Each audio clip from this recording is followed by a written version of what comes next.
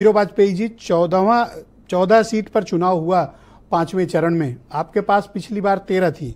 इस बार आपको बहुत टफ हीट का सामना करना पड़ रहा है। ये हालात बदले बदले से क्यों दिख रहे हैं? देखिए ब्रजेश जी, मुझे लगता है कि 2014 के चुनाव, 2017 के चुनाव, 19 और 22 हर चुनाव पर इसी तरह के विश्लेषण में हम आपके साथ कई बार बैठे हैं और हर चुनाव मुझे लगता है जनता वोट डालती है और हम कई बार चीजों को उस तरह से देखते हैं जो टर्नआउट हो रही होती है।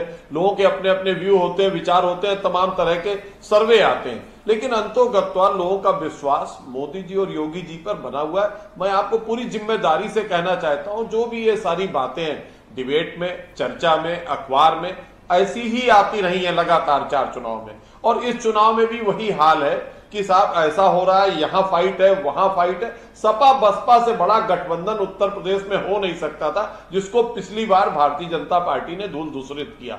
मुझे लगता है इस बार सब अलग अलग लड़ रहे हैं, अलग अलग चाह है, और मुझे लगता है पार्टियां अपना बात कहने के लिए जनता के बीच में गई भी नहीं है। केवल लोग इस परसेप्शन पे काम कर रहे हैं कि मोदी जी का तीसरा कार्यकाल होना है, जनता अपने आप नाराज होकर इनको वोट दे देगी। मुझे लगता है लोकतंत्र में इस तरह की संभावना कम होती है।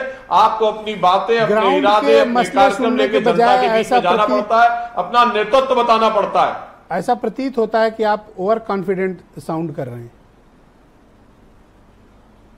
देखिए, ओवर कॉन्फिडेंट हर परीक्षा होती है और उस परीक्षा में अभ्यर्थी जितना लिख कर आता है नंबर उतना ही पाता है। तो मैं उस आधार पर बता रहा हूं कि भारतीय जनता पार्टी ने अपनी पूरी मेहनत की है, बूथों तक लोगों को लगाया, मतदाताओं को पोलिंग स्टेशन तक ले गए, इसलिए भारतीय जनता पार्टी अपने क्या आप अपना किला बचाने में कामयाब होंगे? आपके पास 13 सीटें थी, 13 सीटें थी आपके पास, आप किला बचाने का बता रहे हैं। इस बार की 14 की 14 सीट रायबरेली सीट पे प्रत्याशित परिणाम आने जा रहा है।